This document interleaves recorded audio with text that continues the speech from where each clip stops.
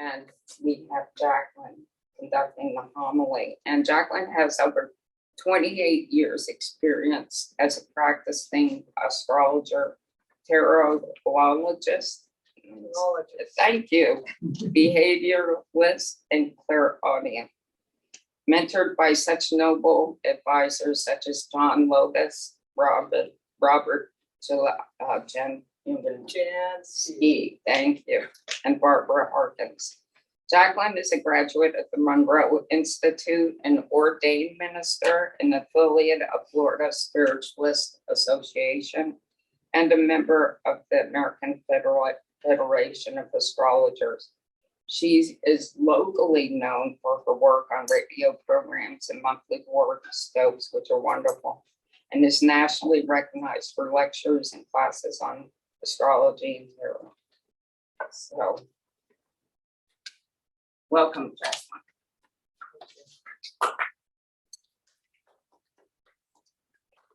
Jacqueline's gonna sit down and talk to us.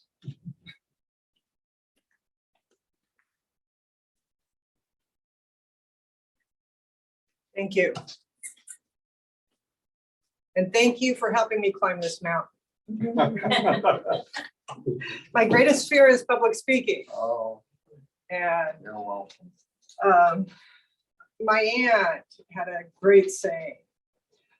She always used to say, please be patient. God is not finished with me yet. And I say the same to you. Please be patient with me because this is truly my greatest challenge, is speaking to all of you today.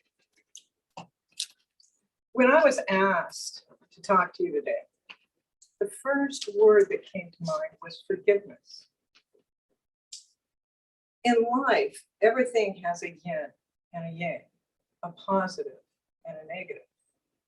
We know this because without one, there is no other. In our lives, we must experience both. So when we feel one is causing us harm, intentionally or unintentionally, our natural pattern is to withdraw or to defend our position. By doing this, we carry the pain and suffering with us.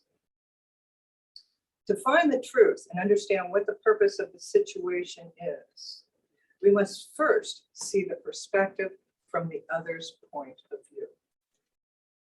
Only then, by stepping back from our perspective and walking in their shoes, can we see why they chose to have this interaction with us and what they choose to gain or get rid of from it.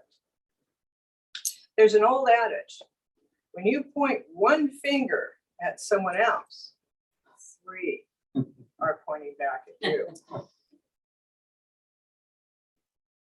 We also have to look at our responsibility and what we see in the situation as well. I read an article about a woman who was, I read about a woman whose house was broken into while she was home.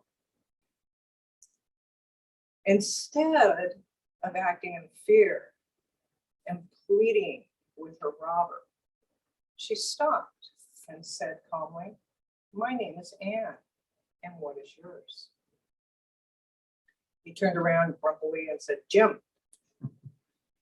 And she said, "I see you're hurt and desperate.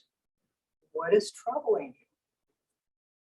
And he grumbles back, "You won't understand and you don't care."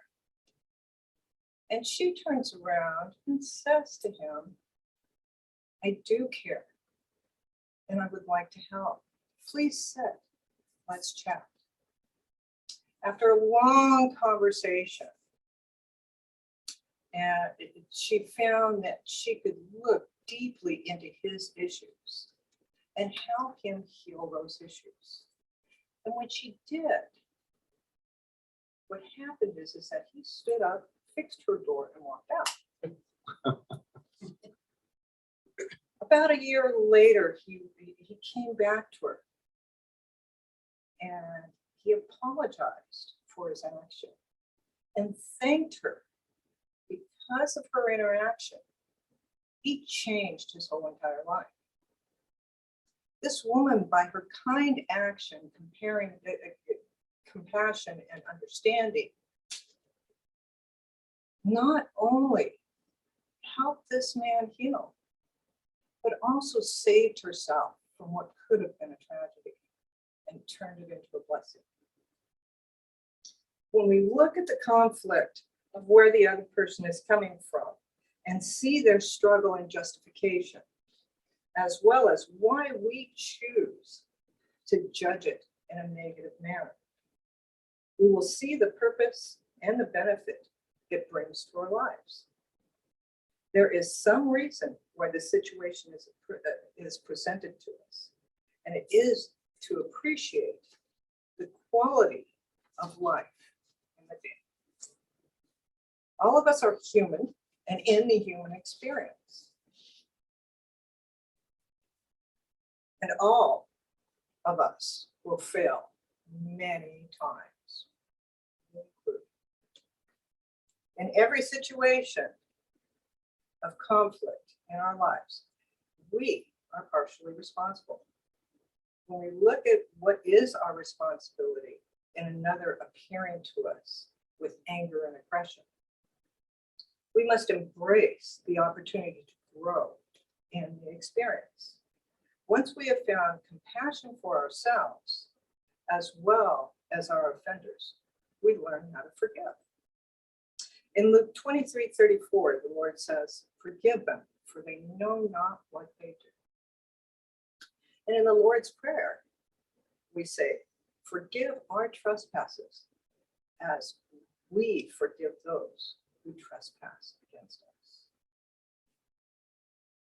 Wu-wei, Zen, or bliss is found in letting go of the resentment we hold for the disruption of our harmony.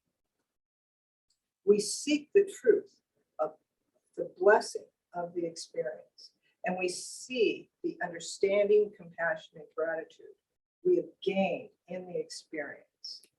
Then we can truly be able to forgive both ourselves and others. Pope John Paul stated, "Forgiveness is above all a personal choice, a decision of the heart to go against natural instinct and to pay back evil with evil. Just as the woman had to go against her primitive instinct to not fear the man and force herself to see his perspective, is how she changed how she made the transformation.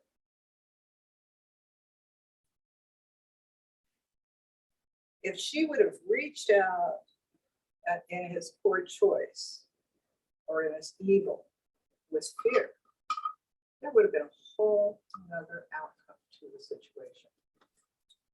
Our natural instincts are difficult to train. By training ourselves when in conflict to step away from our fear and search for the truth in the situation, we can avoid much sorrow. I'll give you the analogy of the aggressive dog that comes at us. When a dog comes at us, the first instinct we have is to put our arm back out. Stop. The next instinct of the dog is to grab that arm. Okay. Our next instinct again is to withdraw that arm from that dog. What happens when we withdraw is that the dog's teeth rip our arm apart and causes great damage. However, if we stop that natural instinct and we push our arm into the dog's mouth further, what happens is the dog's mouth opens, his jaw locks, and we can free our arm with minimal pain.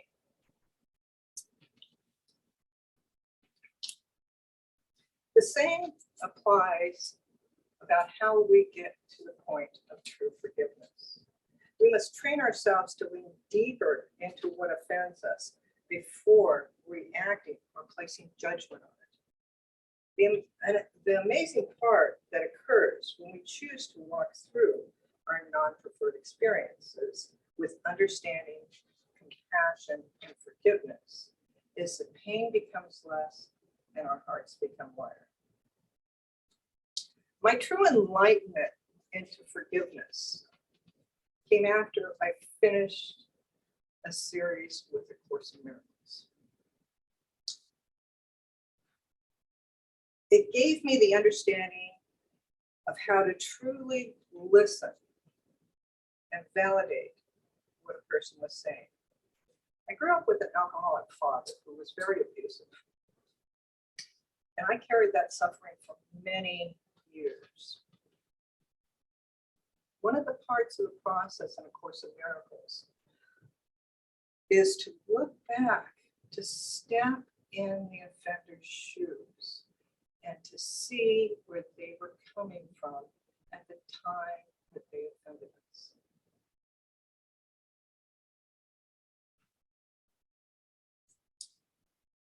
What I saw was he was lashing out at me because of the pain and suffering others had caused him.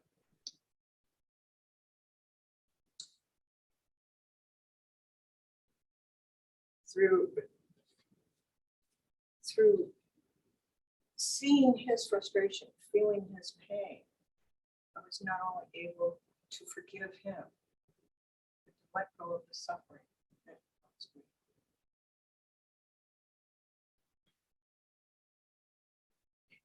After A Course in Miracles, I decided that I was going to go back home. And so for the second time, I traveled back cross country again. In this process, I was compelled to stop by my father's house and see him. The amazing part that happened at that time was when I stopped and sat and listened to him. I didn't get into my stuff. I didn't get into a conversation. I sat and genuinely listened to how he was. And the conversation that he chose to have was to explain every single suffering that he had put upon me. He had his justification of why he had to do it. And I did not react. I sat there and listened to it and felt compassion for his suffering. In that process, God decided, well, it's time to go. So I was only at my father's house for 2 days in this process because there was a storm coming. He lives in Missouri, and if anybody knows Missouri, if a storm is coming, you could be snowed in for weeks. And there's no way that was going to happen. So I left. About a year later, my father chose finally. One thing I didn't say is that my sisters and I had been estranged from him for many years. None of us had spoken with him for many years by this time because of the tragedy of the Old Dixie Hwy. So about a year later, he decides that he's going to come out and visit us. The first time ever. He came with love. He came with compassion, and he came with understanding. The gift given to us was that. And his gift given back was that we could share love with him again. And he also got to meet his first grandson before he died. This is how I found forgiveness and going through the pain and suffering that forgiveness is going to make you go through to get there. Really can bring you the greatest joys in your life. I thank you for listening to me. Thank you, Jack.